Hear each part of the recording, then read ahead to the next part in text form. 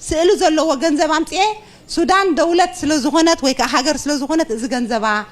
إثيوبيا خا إذا جنزبا نحن تحت مجزات سلزلنا إذا نتكلم ديرنا حج الدرج ما تي خانة درج تغير قال لا مهيرة